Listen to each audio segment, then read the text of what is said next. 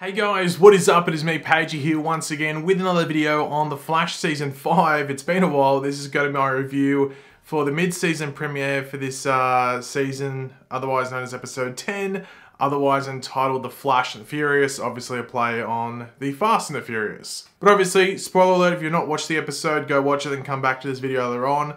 This video or review later on, might I say, some bigger stuff happens, but also some really not that big stuff happens in this episode, so it's sort of like a mixed bag. But yeah, so go watch it, come back to this video later on. But if you have watched it, you're continuing to watch this video, be sure to drop a like on it, especially if you're just excited that The Flash is back. Maybe not necessarily if you enjoy the episode, but just, you know, if you want to show your support and you're excited that the show is back. And of course, let me know in the comments section down below throughout this video or after what your thoughts on the episode were and whether you agree or disagree with my opinions. Now, last episode, The Flash was obviously the crossover. But before that, we had the 100th episode, which had a lot of stuff going on, some time traveling. But obviously, the big reveal at the end was that Nora was, or the big reveal, even though I think a lot of us thought that this was the case, but we find out that Nora is somewhat in a partnership or working, or at least in contact with Eobard Thawne, aka the Reverse Flash. And that is essentially where we pick up. This episode picks up straight after the end of episode 8. And yeah, it was sort of confusing with a couple of things, which we'll talk about in a second. But when Nora goes to speak to Eobard, she's actually been gone for a while, so Eobard hasn't been in contact with her directly. Obviously, the Time Vault entries, I'm assuming, would have been going to him, but like in regards to her being on the other side of that glass, she hadn't been there for a while. But obviously one of the big reveals in episode 8 was that Nora learned that Eobard had actually killed her grandmother, or Barry's mother, Nora, which, you know, she hadn't known before. So there's some anger there towards Nora, where she basically just wants to cut contact with Eobard Thawne in general. And we find out like the whole story, like Eobard Thawne wanted to be the Flash, but he couldn't do it, which essentially led him down this path where he became the Reverse Flash and did all this bad stuff. You know, basically a quick summary of it all. And even when Nora's basically like, no, I'm not going to help you, there is still like a hint of manipulation from Eobard, but there's still some like emotion there, because you can tell he really needs her help and just her assistance in whatever he's trying to do, which basically gets sort of revealed towards the end of the episode. Now, before, when I was saying it's a bit weird, what happens is because that scene follows on from the end of episode 8. So Nora goes to the Time Vault, all that stuff happens, blah, blah, blah. But then she comes back and she has a blue suit for Barry for a court thing, and she references Barry being Green Arrow. She says, oh, it looks better, you know, you've been wearing green for a while. I was like, hold on, were you even here for that? You know what I mean? That just didn't make sense to me. I don't know, did I miss out on anything? It just, that's what I remember at least. Just like, she's in the future, and they go, where's Nora? And then she comes in, it's like, oh, I got your blue suit. I bet you've been wearing green lately or something, or you're sick of green. I was like, you weren't even here for that. Like, you didn't even go here. And then I'm pretty sure, you know, all that stuff happened. You're in the future. It continued after episode 8. Am I the only one that was confused there, or everyone just skip over that? Or did I miss out on something? Let me know in the comments if I did. Now, the whole Joe West absence thing was brought up again when they said that Joe and Jenna, you know, as in Jenna Marie West, had gone to visit Wally.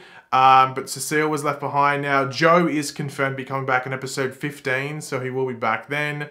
Obviously, he's still, at the time of this filming, he was still out with his back injury, so at least I won't have to give lame excuses, because I thought the excuse that Cecile was left behind all the time, even though she had this court case, but like, why would he keep the, you know, it just seemed like if they were in danger, they'd leave the city, you know what I mean? So I just thought that was a bit, I think they would all go if they were really at risk of their lives. Like, it just seems a bit dangerous just to leave Cecile by herself, but anyway. But speaking of Cecile, like earlier this season, we did get the whole suggestion where like Cecile's powers are basically, like, I guess replicating is probably the best word to use. She's replicating people's emotions. And we see that in court when she's looking at Weather Witch, and she's just feeling like Weather Witch is like almost like, you know, nervous and like anxious and just like down feeling. And that's affecting Cecile's, you know, actions in court. So I'm interested to see where they go with this with Cecile, because they had issues with it with Joe and stuff, where they had to basically try and write her stuff with her in it, where she basically was using Joe's line. Or I think they've even removed her from episodes because there's no way to segue into certain things. I'm interested to see where they go with this whole like replicating emotions things later in the season, or if it's just something to give like a bit of a quirk to Cecile's character this season. I have to wait and see. I don't think it's been that beneficial, you know, as of yet, but I don't know, maybe it might be later on, I don't know. But Weather Witch is in this episode. She's one villain, but the main, I guess, freak of the week or villain for this episode is Silver Ghost. We meet her. She's like ex-military. That was like her name in the military was Silver Ghost. In reality, Silver Ghost is a villain from the comics. Has nothing to do with what her powers are in this episode, though. I think they basically, you know, made her Silver Ghost because she uses cars. Silver Ghost is like one of the models of a Rolls Royce, which I think was like either their first or one of their first like big luxurious like elite cars, which put Rolls Royce as like the creme de la creme of the car market and stuff like that. So I'm pretty sure that's why they gave her the name Silver Ghost. But essentially, she's not a metahuman. She's another metatech villain, and a metatech is like a key with like the actual key part is like a shard of the what do you call it? The what are we calling it? The satellite. So it's the shard of the Starlab satellite. So that's how she can do what she does. But when we see her take that Lamborghini, it affects Barry when he touches it, and basically he just can't stop vibrating. He's just like off these. It's like he had way too much big belly burger, like, you know, extra sugary soda, and he just chucked some packets of sugar in there with a couple of coffees as well. Barry just had way too much. Sometimes you just got to calm down. I know you're the Flash, mate, but you can't burn off everything.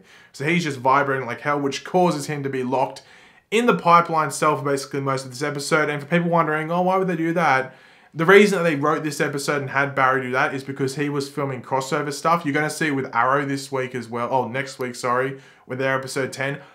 Oliver's not the main character for that episode because Oliver and Barry, and even maybe in Kara's episode, whenever they were filming Supergirl alongside the crossover, they were busy with crossover, so they can't, you know, do a lot with their episodes. So that's why Barry was locked in the pipeline cell.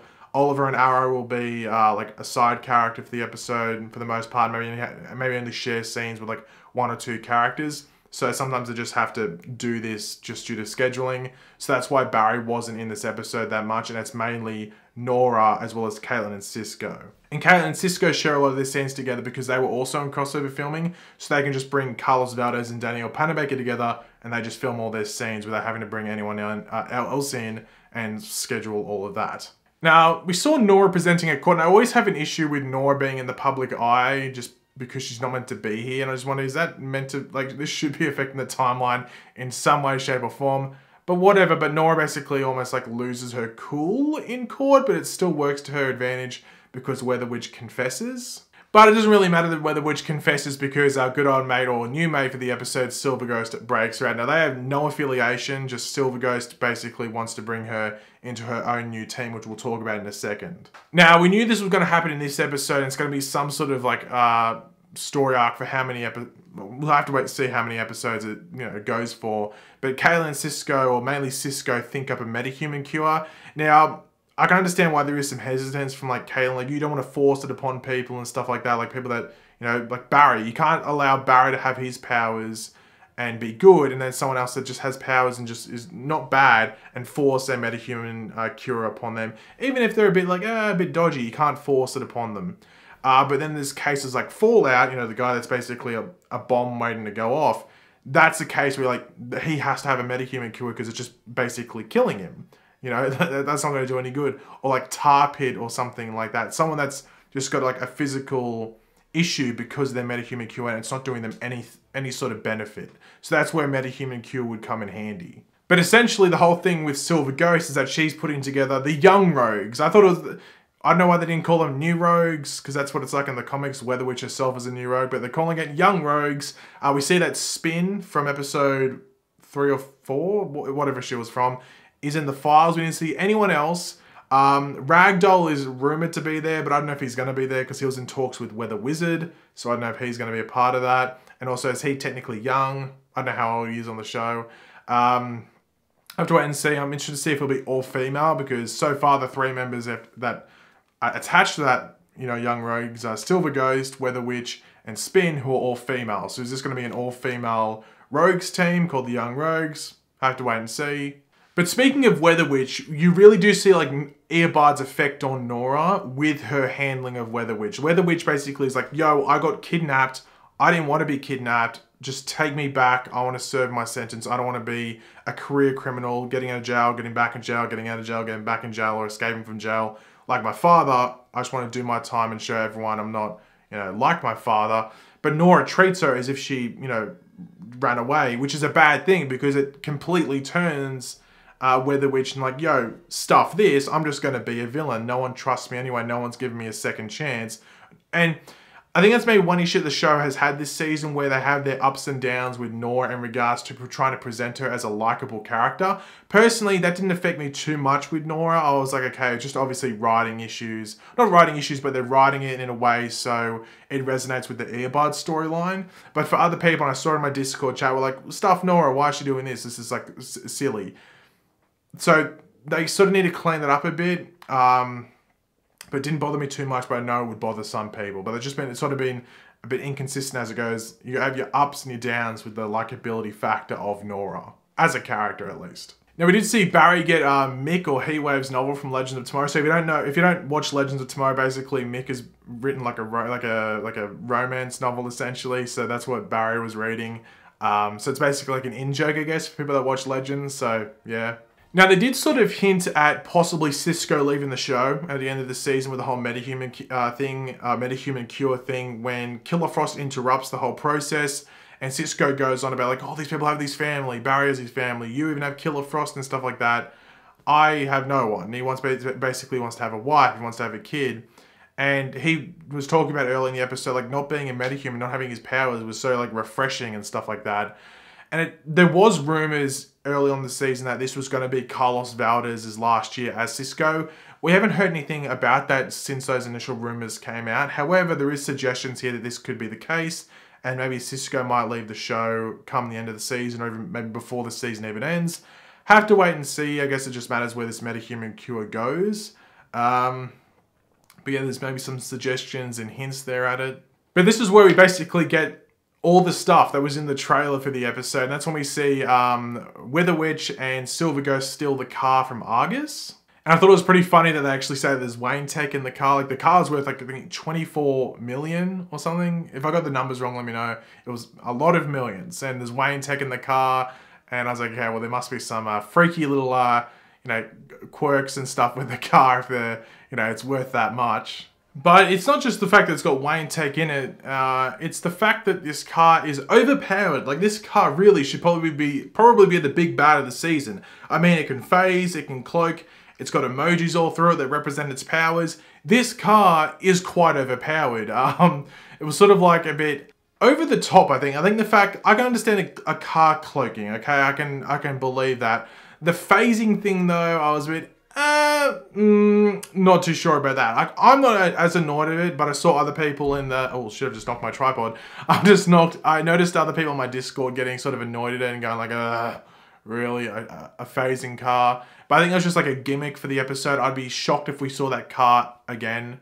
But it is still a bit of an eye roll moment in the episode, but whatever, let's just move on. Now we do see Cisco and Caitlin take the next step in their cure, which involves them going to Caitlin's dad's like old, laboratory or facility or whatever we'll call it, where he was hiding out.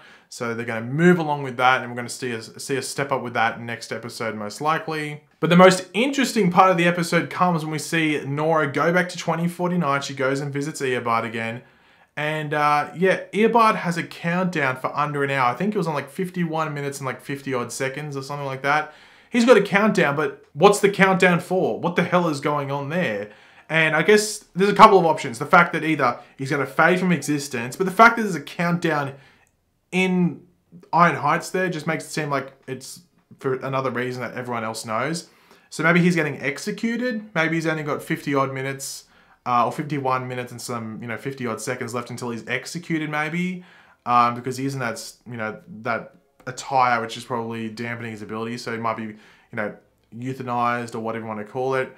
Or he's just gonna, so he's gonna be put down, executed, or he's maybe gonna fade from existence, or maybe even something worse. Maybe it's 50 minutes until Black Flash comes.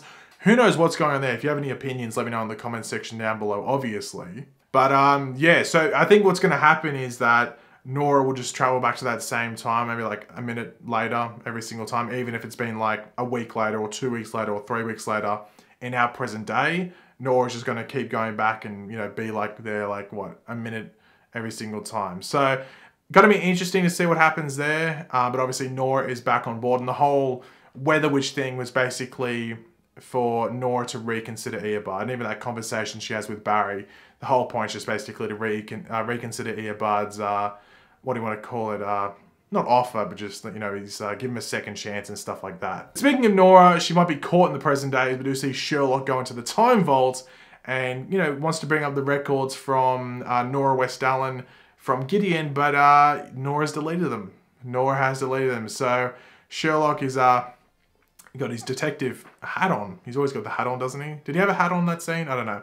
Maybe he didn't have a hat. Who knows? But Sherlock is on the case, and I think Nora might be in a bit of trouble fairly soon. So Nora's got to watch her back in regards to Sherlock because he's getting close. But overall, this episode was... Look, the trailers that they released were bad in a sense that it showed like there was going to be so much in this episode. But the episode trailers they released, apart from the second one, were from episodes 10 to 12. So the second one was for all this episode, but they basically almost like clickbaited people into thinking that all this future stuff like time traveling and versing Cicada and even all this stuff was happening in one episode, which would have been one hectic episode. I think it would have been too messy, to be completely honest. But for what it was, and for me knowing what was going to be in the episode due to that second promo and finding out through different synopsises and stuff, I thought it was just average. I'd probably give it like, I don't like rating episodes, but I'd probably give it like a 6 out of 10, like just above like passable. It was okay, and the beginning and the end were very, very good.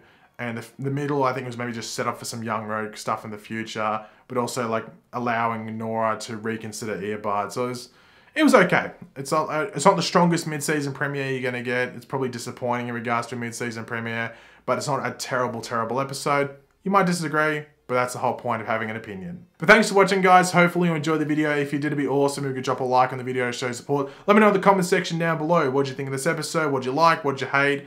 What are your different thoughts and theories on what's going to happen going forward from this episode? Let me know all of that in the comment section down below. And of course, if you are new to the channel, make sure to subscribe. I'll catch you later, guys. Goodbye.